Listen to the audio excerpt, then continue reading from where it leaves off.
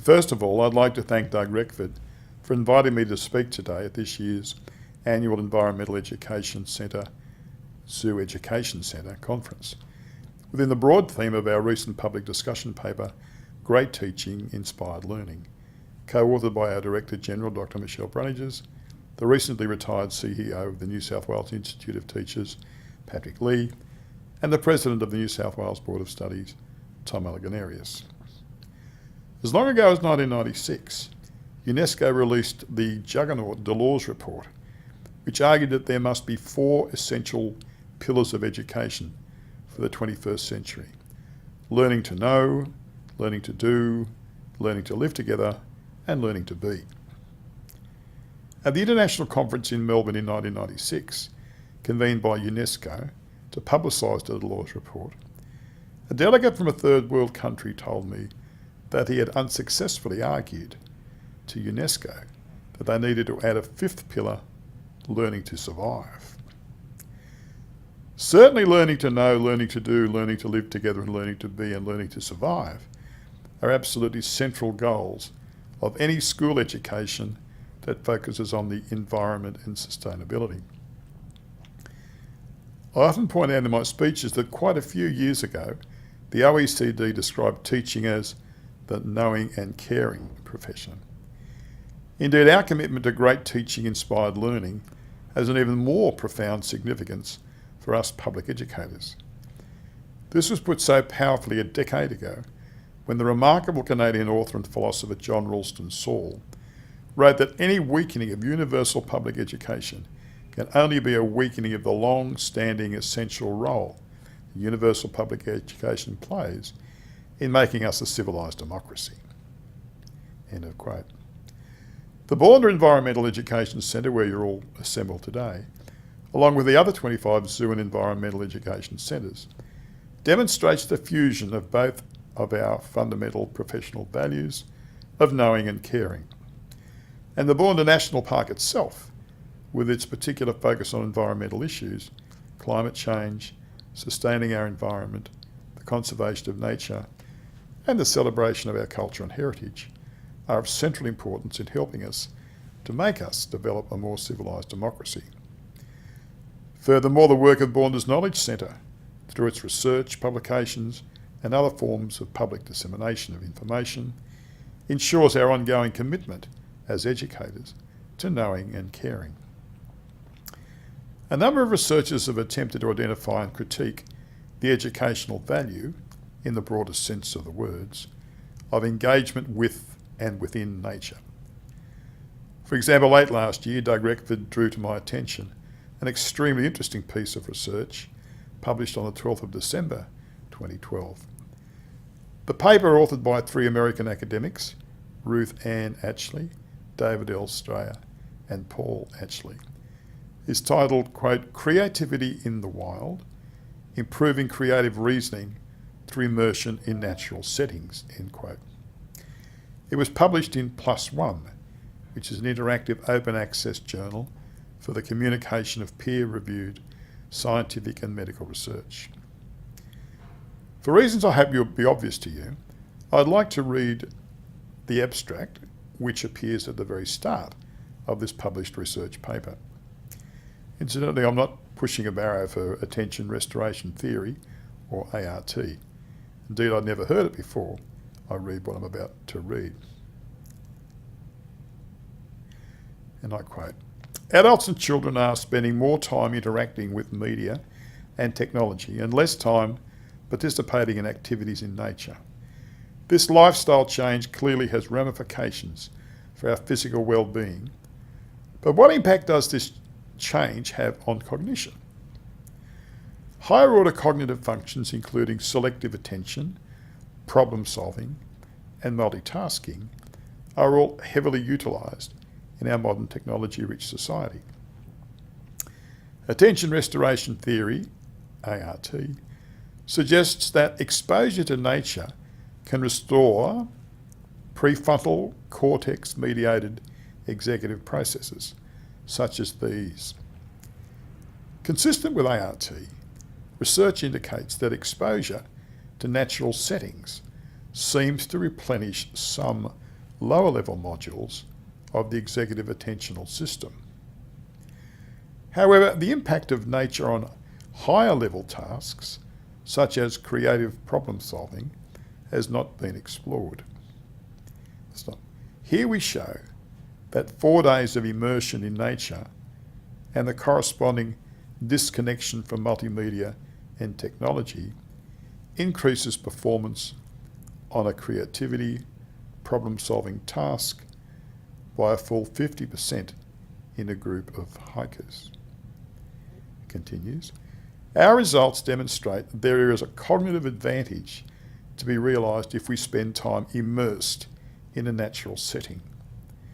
We anticipate that this advantage comes from an increase in exposure to natural stimuli that are both emotionally positive and low arousing, and a corresponding decrease in exposure to attention-demanding technology, which regularly requires that we attend to sudden events, switch amongst tasks, maintain task goals, and inhibit irrelevant actions or cognitions. I'll stop in that quote for a minute. My observation is that the next sentence, the last sentence, admits honestly that the research has not been able to prove that the outcomes can be attributed solely to increased exposure to nature. So as I read on, and this is how it concludes in the abstract, a limitation of the current research is the inability to determine if the effects are due to an increased exposure to nature, a decreased exposure to technology, or to other factors associated with spending 3 days immersed in nature. And that's the end of the abstract quote. When we think about it seriously, what issue is more important than the sustaining of a quality of life for all of us who live on Earth, the only planet we have to live on, now and in the foreseeable future? In the broadest sense of the word, how we can do this is at the heart of environmental and sustainable education, it seems to me. Recently I heard Paul Gilding, an independent writer, advisor and advocate for action on climate change and sustainability, and is also an activist and social entrepreneur for 35 years, and an author of the book The Great Disruption. I heard him assert that in 20 years' time, all of our non-renewable sources of energy will have been finished. That's his claim. He argued that there is a failure to understand the financial benefits awaiting those who invest in renewable sources of energy now and in the immediate future. Perhaps it's mainly through an appeal to the hip pocket nerve that we will be able to make a significant dent in the global warming tsunami.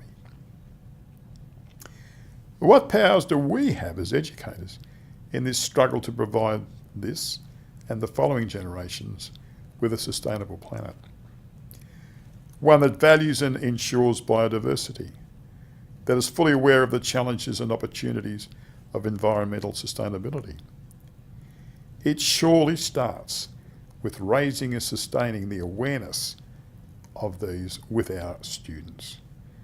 That's why the role played by all of you in our zoo and environmental education centres located around the state, providing various programs to visiting school groups, is so important.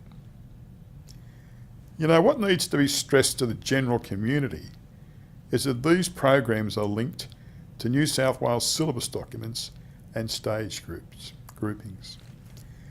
More broadly, I wonder how many commentators on education and members of the general public are aware that the centres support schools by providing resources to help integrate environmental education across all of the KLAs, by providing professional learning opportunities to teachers, implementing more sustainable practices in schools, providing opportunities for student learning and environmental leadership.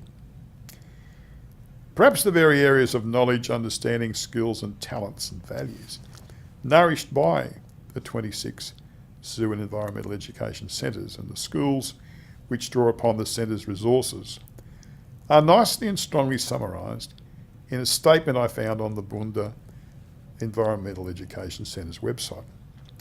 This is what's on the Bournda's website. When environmental and sustainability education is incorporated into the school curriculum, students then learn about the environment, they develop skills to investigate and solve issues in the environment, acquire attitudes of care and concern for the environment, adopt behaviours and practices which protect the environment, and understand the principles of ecologically sustainable development.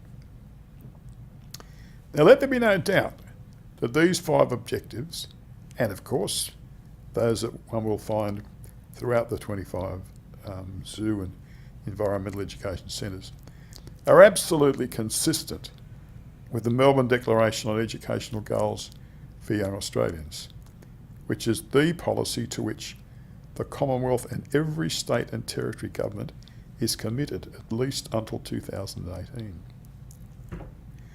You know, sometimes people might be forgiven for thinking that the only goals, the sole goals of Australian education are those of literacy and numeracy. Now, of course, these skills are absolutely essential for students to develop. But the educational canvas is much broader than these skills. Indeed, there is not one area of the school curriculum across all of the KLAs in which these and other skills cannot be developed. As far as the broad agendas of Australian school education, including climate change, are concerned, I'll now read from the Melbourne Declaration, and I quote, "In the 21st century, Australia's capacity to provide a high quality of life for all will depend on the ability to compete in the global economy on knowledge and innovation. Education equips young people with the knowledge, understanding, skills and values to take advantage of opportunity and to face the challenges of this era with confidence. Schools play a vital role in promoting the intellectual, physical, social, emotional, moral, spiritual and aesthetic development and well-being of young Australians and ensuring the nation's ongoing economic prosperity and social cohesion. Schools share this responsibility with students, parents, carers, families, the community, business and other education and training providers." And it goes on to say, "Complex environmental, social and economic pressures such as climate change that extend beyond national borders pose unprecedented challenges requiring countries to work together in new ways. To meet these challenges, Australians must be able to engage with scientific concepts and principles and approach problem solving in new and creative ways." And that's the end of the quote from the Melbourne Declaration. Within the concept of environmental and sustainable education, I wonder if there's an issue that is more important than enabling our students to comprehend the length, depth and breadth of the enormous challenge facing the whole world. Is there a bigger one than climate change? And inspiring within them a commitment to initiating or supporting the changes that the world may need to make to ensure the sustainability of our planet and of those who and which inhabit it. The scientific facts are absolutely clear. Indeed, I believe that they have been clear since as long ago as 1988. The vast, absolutely vast number of scientists with expertise in climate and climate change are resolute in acknowledging the existence of climate change, the significant role played by human beings and our products in that change, and the certitude that unless the world acts with intelligence, honesty, integrity and determination, then there may not be a world worth living in or even capable of sustaining human life by the time the children in our schools today have become the great grandparents in the world of tomorrow. An essential problem when attempting to confront the challenges of global warming is that these days there is greater pressure than ever on producing short-term gain with a lesser focus on longer-term gain. Examples abound. Nowadays, corporations are expected to show ever-increasing profits on a quarterly year basis rather than, as in earlier times, on a one-year basis. Politicians are now even more driven by the 3-year electoral cycle and the imperative to win the next election, rather than on longer-term policies which might involve a short-term hit in the opinion polls. The 24/7 media cycle has placed enormous pressure on both public and private bodies to be delivering good news quickly. As an example of this absurdity, and it can be absurd at times, may not always be absurd, but an example of this when it becomes absurd is found in Lindsay Tanner's book, Sideshow Dumbing Down Democracy. He revealed in that book that on one occasion the Rudd government announced the establishment of a new body to assist, if I remember correctly, business development, without having the slightest intention of that body ever meeting. Tanner explains that the announcement was really all about producing good news under the pressure of the 24/7 media cycle. One way of reflecting over the importance of environmental education in the context of decisions that will need to be made by both advanced and developing countries is to reflect on what will happen if we do nothing. Already we have irrefutable evidence, for example, that the Northern Hemisphere polar ice cap is melting at a rate faster than in recorded history. Now, just recently, we've become aware of the thawing of the permafrost in the Northern Hemisphere polar regions. Once they have thawed, there'll be a truly massive release of carbon dioxide and methane, which will have a dreadful accelerating effect on global warming. And of course, the inhabitants of Kiribati of global warming is no mere academic potentiality. With the rising of the sea level, the inhabitants of this small island country are facing complete evacuation of their homeland within the foreseeable future. Another way of looking at the crucial importance of maintaining and sustaining the planet's biodiversity is to consider what we have lost so far in Australia. I don't know how widely known it is that from 1788 until the present, 23 types of birds, 4 of frogs, and 27 mammal species or subspecies are strongly believed to have become extinct since European settlement of Australia. As part of great teaching and inspired learning, environmental education can involve very complex issues with challenging ethical dilemmas. So many real examples of the need to solve problems, to seek out alternative ways of considering both challenges and opportunities can be found in environmental and sustainable education. Take the situation of the preservation of elephants, for example. On the one hand, there was the disgusting situation reported late last year in the New York Times, where there was a massacre of elephants inside the Garamba National Park within the Democratic Republic of Congo. Yet then there are those who argue that in some environmental contexts, the effect of policies of preservation of a species like the elephant has led to the devastation of other fauna and flora, with calls coming for the culling rather than the conservation of the elephants, for example, in some contexts. What a powerful issue for students to attempt to problem solve this serious ethical, legislative, communal, commercial and other set of dilemmas. Of course, this is but one of the challenges facing our planet and those who dwell upon it. Let me broaden the scope. Is there nothing that we educators and educated people can do to help maintain and advance a sustainable world in which integrity, justice, human rights and compassion can prevail over countervailing forces? It seems to me that it is education that can, indeed must, play a most important role in confronting issues of national and global significance in the 21st century, many of which are, of course, hangovers from the 20th and earlier centuries.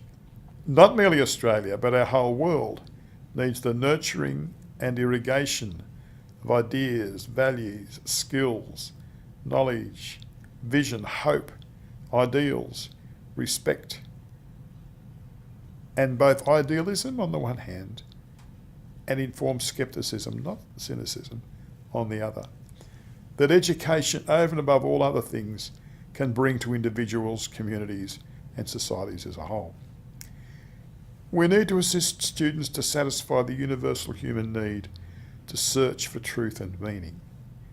We need education to be properly resourced, education that celebrates the virtues of compassion, justice, and human rights, and which repudiates tyranny, ignorance, and fundamentalism of all kinds, and terrorism, whatever and wherever be its sources around the globe. And this quality of education can and should be found in all schools, whether public, faith-based, or any other category. A couple of years ago, I saw on TV a distraught Sudanese mother holding her starving child, who was asked by a reporter, quote, "What do you need most for your child?" end quote. Quote, "Food and education," end quote, was the desperate woman's immediate reply. Without question, the enhanced education of women in the developing and underdeveloped worlds is and will be a tremendously important force in improving the sustainability of our planet, of its peoples, and of the other forms of life sustained by our planet. There is no question, for example, that very large population growth in poorer countries and areas is a significant factor in sustainability in the broadest sense of that word. While I'm an optimist and an idealist and a passionate believer in the potential power of education to transform so much of the ignorance, prejudice and malice in our contemporary world, and though I believe we have made some considerable progress in recent years in advancing the cause of the environmental sustainability agenda, and I'd like to instance the recent truly historic Murray-Darling Agreement on the intelligent conservation and utilisation of our water resources. Yet there is still much to be concerned about, much work still to be done. To conclude, in quite a few of my recent speeches, I've pointed to education as perhaps the most powerful 21st century force to combat and eventually defeat the injustices, evils, poverty, hunger, abuse of women, triumphs of intolerance and so on, just as I've done just now. However, right on today, looking at the relentless persistence of so much of these ongoing obscenities in the world, that belief is being challenged. Yet at the same time, I'm also reminded of that superb poem, 1st of September 1939, written by the great Anglo-American poet W.H. Auden, in which he expressed his profound fear on the edge of despair as he reflected on the outbreak on that very day of what would become the Second World War. Yet in that very powerful and moving poem, he found something to cling to in his final stanza. And let me read it. Defenceless under the night, our world in stupor lies. Yet dotted everywhere, ironic points of light flash out wherever the just exchange their messages. May I, composed like them, of eros and of dust, beleaguered by the same negation and despair, show an affirming flame. Colleagues, I put it to you that although we educators on our own cannot defeat the macro forces that inflict much damage to our planet and much misery on so many people and other life forms on it, surely we educators can continue to be ironic points of light. Ironic in the sense that we retain the capacity to critique our world, that we are just men and women who exchange our messages of human dignity, aspiration, hope, respect, environmental sustainability, biodiversity, cultural richness, acknowledging, valuing and helping to sustain our Aboriginal and Torres Strait Islander heritage and the quality of life of Aboriginal and Torres Strait Islander people now and in the future, of advancing our multicultural values and all of those other values championed by public education. We who are beleaguered by the same negation and despair, nevertheless can continue to show to our students, to one another, and as educated citizens, to our local, national and international communities, an affirming flame. May you continue to commit yourselves to learning to know, learning to do, learning to live together, learning to be, and learning to survive, and helping your students to learning these crucial values as well. Great teaching, inspired learning, indeed.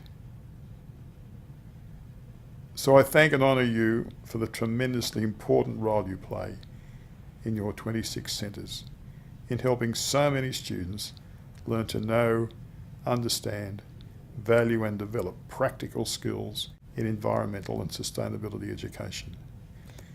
In doing so, you give wonderful witness to belonging to our knowing and caring profession. May you continue to thrive. Thank you.